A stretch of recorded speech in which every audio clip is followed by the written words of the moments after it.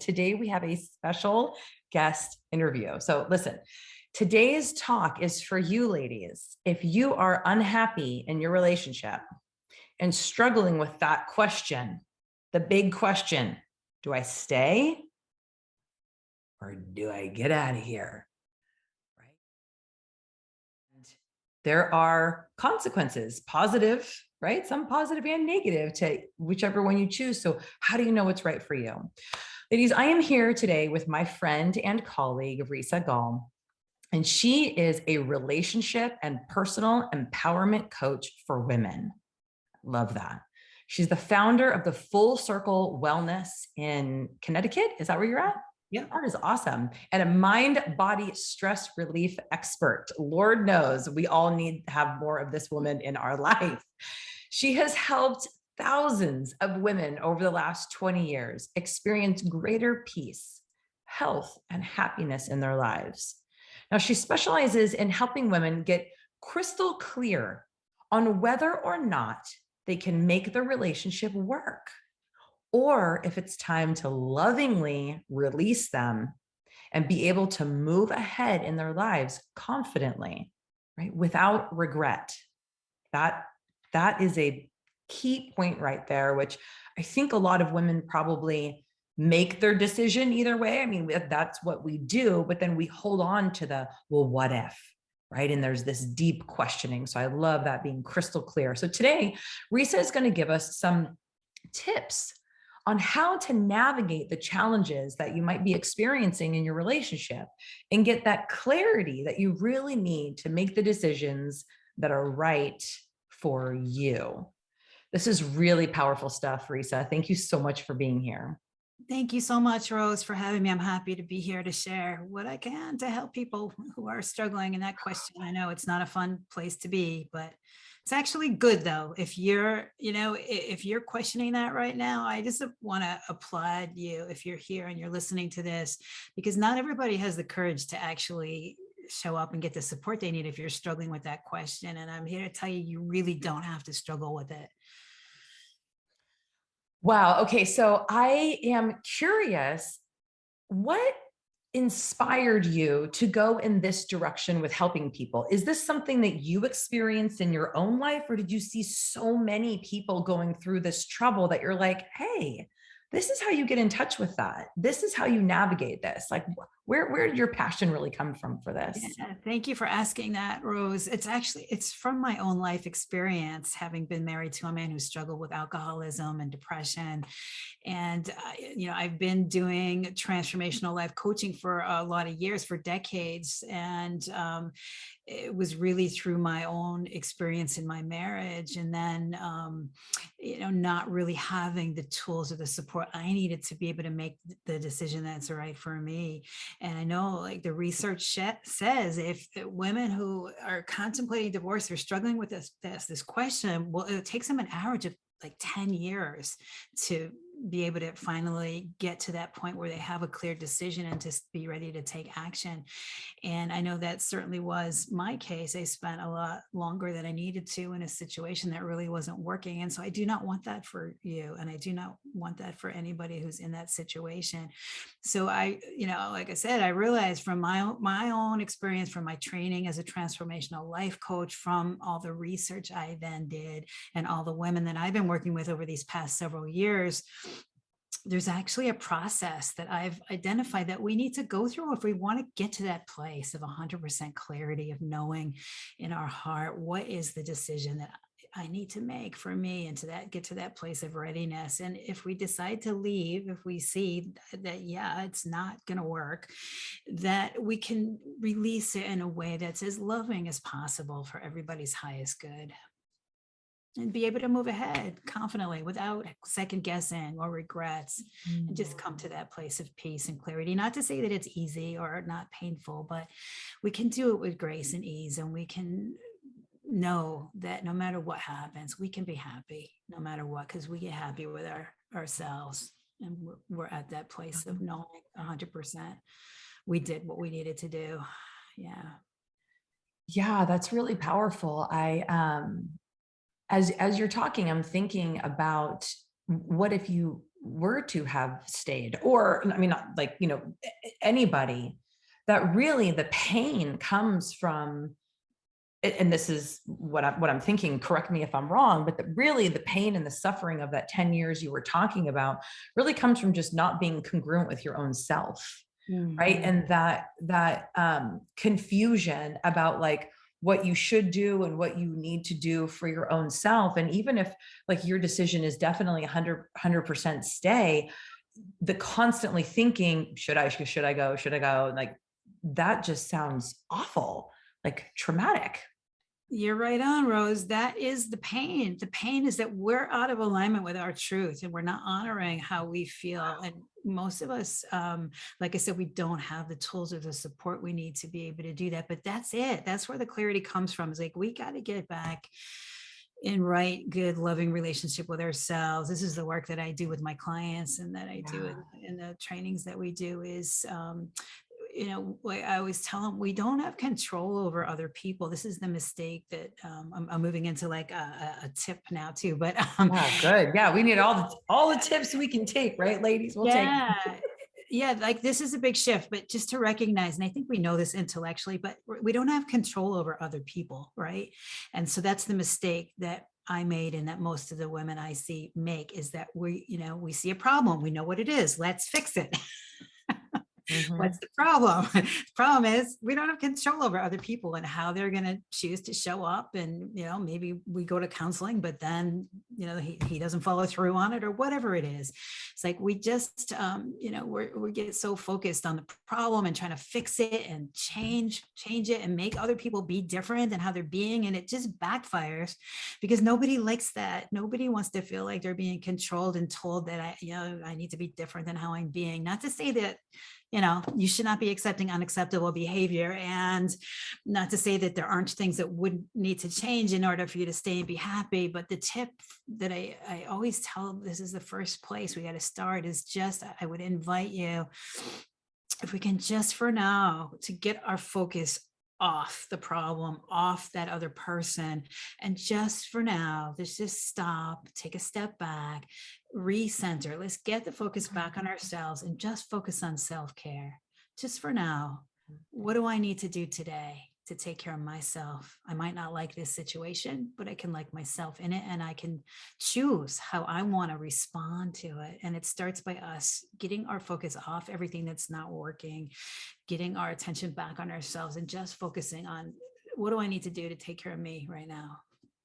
Yeah. Does that make Yeah, that's, sense? oh, girl, that makes so much sense, and it's so Mm. powerful. As you're saying it, I'm like, yes, well, obviously, but yet we still all do it.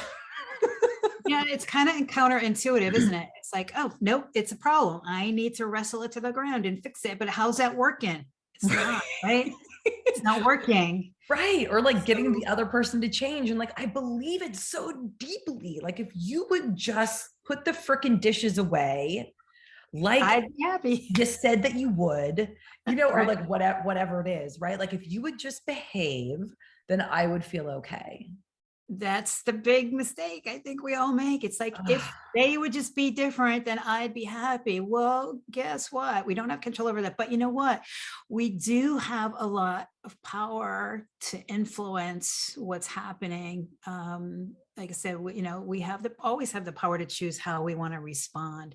And if we Mm. can, that's the thing. Like, we get the focus back on ourselves. We get in good, right relationship with ourselves. We up level our communication skills, and we unwind any unhealthy patterns of relating, because we all have our stuff, and it's usually that's kind of underneath everything that's going on, is what am I making it mean, like what you're doing, what am I making it mean, what am I making it mean about me, or just sort of looking at, how do we manage our thoughts? How do we process all our feelings so that we can show up as the best, most loving version of ourselves, first for us, and then also maybe up leveling our communication skills. And then we're interacting in a different way with our partner. And so that we have a lot of power to influence the dynamic that's happening, because it's like a dance, right? And it's probably not so fun right now. And so if we can just stop, get the focus back on ourselves, get back in alignment with ourselves, maybe learn some new communication skills. And now I'm dancing over here and I'm showing up as a really good, loving version of myself.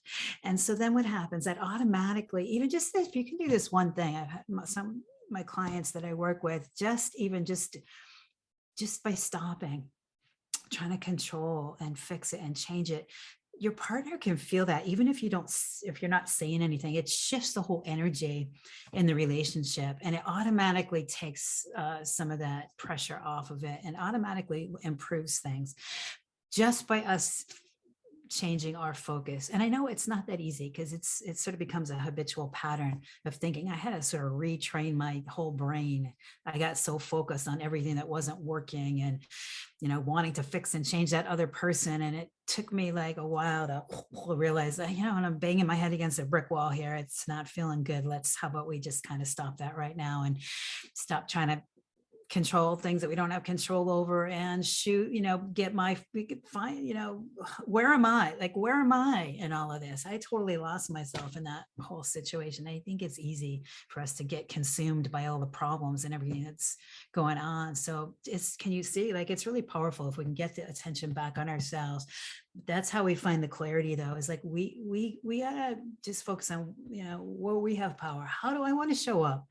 And like you said, the pain really is us being out of alignment with ourselves. If I can show up in a way that feels good for me, I'm in good, right, loving relationship with myself. I have the tools I need to process my feelings. I'm able to, set good boundaries and have good communication skills. I feel good because I'm showing up for how I want to show up. That feels good to me. And then it becomes like an experiment, and you just see, wow, can he dance with me now over here? Is he leaning in? Is he leaning out? And eventually you get your answer. But it starts with us getting in right relationship with ourselves, getting in alignment with our truth, and unwinding any unhealthy patterns, and showing up for ourselves the way that we want to show up. It's really beautiful, really healing, transformational work. This is the opportunity, the growth opportunities of relationship challenges. I never thought I'd be telling you, like, now I'd be grateful for all that crap that I went through for all those years. But I have to say, looking back on it now, I just learned so much about myself and what it takes to be in a healthy relationship, that I'm really grateful for that experience now. So, it's great. Relationships offer wonderful growth opportunities if we choose to use them that way for our deeper healing and transformation. Yeah. Well, that's fascinating that you say that, because, obviously you're kind of specifically talking to people in a relationship and or married. But I think that all relationships can be opportunities for growth, for sure. And that any one of us, that, communicates with any other human being at any time of our life, right? Which I think is all of us, has an opportunity to really be our true self, that self-care. Oh my gosh. And for us, I don't know. Is it a woman thing? I don't, maybe that's a whole bigger topic that we really need to get into, but I have definitely noticed that, the women in my life, the women that I know, tend to put everyone else's needs first. And then we end up kind of empty, and then searching for somebody to kind of fill that need, to make us feel worthy and valuable and okay, loved. Right. And from what I'm hearing from you is that when we learn to give that to ourselves, then we show up into all of our relationships full. Mm-hmm. And then we're not searching for something to fill us up from the outside. And then it becomes really clear what works for us and what doesn't, because we don't need anything from anybody else anymore. You got it. That's really the core. That's definitely was my experience. And that is what I see. That's the big, I won't call it a mistake, but that was the big learning that I experienced in my marriage. It was very, it's like we all have our patterns. And, it was a very sort of codependent kind of a relationship. Here we are, we're all enmeshed, all intertwined. And he started going down with struggling with the alcohol and the depression. And so then I was like, wow, so I have a choice to make now. I'm not going to go down with you. It's not going to help you and it's not going to help me. But I think that's true as women. I see that all the time. It's like it's sort of in our DNA. We're taught to be the caretakers, to be the nurturers. And then culturally, we're taught that as well. But that's I think that's how most of us do relationships. We're looking to other people for love, for approval. It's usually comes down to, one of two patterns. Like we all have our childhood patterns, our limiting beliefs. And it's either somewhere in me, I feel like I'm not good enough. And then I need to get my love and approval from outside of me because I don't know how to give that to myself. That was my life. And now till I got coaching and got trained as a transformational life coach. And now I know how to do that. And that's the beautiful work that I love to do with people. Or there's just this fear of abandonment. So, depending on whatever your experience was growing up, not to blame anybody or anything, but it's just, we all have our stuff, we all have our patterns, but that is how most people were taught also. It's like, oh, the other person's going to complete you, right? No, it's like, no, my better half. No, it's like, no, I'm whole, you're whole. Ideally, we come together. It's a healthy interdependence, not two halves don't make a whole, right? We know this, and you hear it all the time. Oh, well, you got to love yourself before you can love anyone else. But it's true. Yeah. It's true. I would say no, until you're in right relationship with yourself, no relationship is ever going to be right because nobody can make you feel the way that, like you said, the pain is us not being in a good, loving relationship with ourselves. That's what we crave on the deepest level. I need to feel whole. I need to feel free to be me. I need to love who I am. And nobody can do that for you. We got to fill that, nobody can fill that. Like happiness, it's an inside job. We got it. It's us. It's our own relationship with ourselves. Reach around right now, give yourself a hug. Oh, and just know, you know what?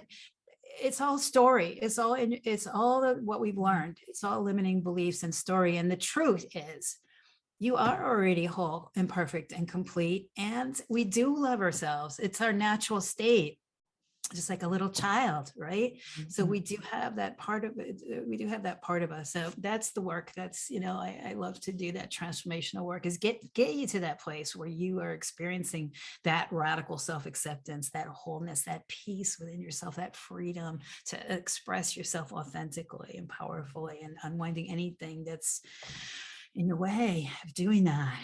Yeah. Oh, yes, that's so beautiful. So it's like you do similar type of work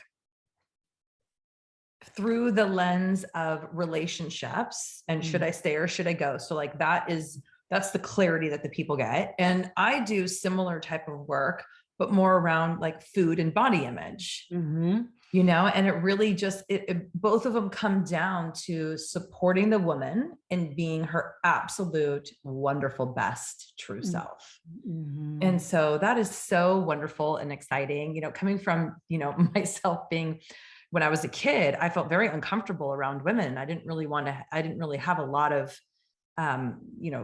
female relationships because it was just like kind of uncomfortable, to coming to a place where, well, I also really, I didn't have a very good self-image. So of course that makes sense that I felt uncomfortable around other women. I didn't really know how to relate to them. And as I've grown more comfortable with my own self, I see women so differently. It's like the love and the compassion and the joy that I feel inside of me gets reflected back to me and them. And it's so nice. It's so nice. So thank you so much. This is very exciting. So I know that you're actually hosting a 5-day free event where anyone who wants to can go and click that link that I put up in the description and come see you and get more of what you are having to offer. So maybe you want to tell us a little bit about the 5 keys to know when it's time to go. Yes, ladies, if any of you are in this situation where you're struggling, you're not happy in your relationship and you're struggling with what to do, whether to stay or go, this is for you. Or maybe you already know somewhere deep down in your heart, like it's probably not going to work out, but you're just feeling kind of stuck and you're still sort of struggling with what to do. This is going to be really powerful. 5 days. It's all complimentary. We're going to be on live every day for 5 days, an hour a day, 12 to 1 Eastern, the week of the 24th. And so day one, we're going to talk about what's not working and can you fix it? Day two, what do you need to be happy? What do you really need to be happy? Day three is how to stop reacting to our partner's behavior. Day four is getting unstuck, breaking free from fear, which is huge, guilt, and indecision. And the last day, how do you really know when it's time to go and what are good criteria for that decision-making process?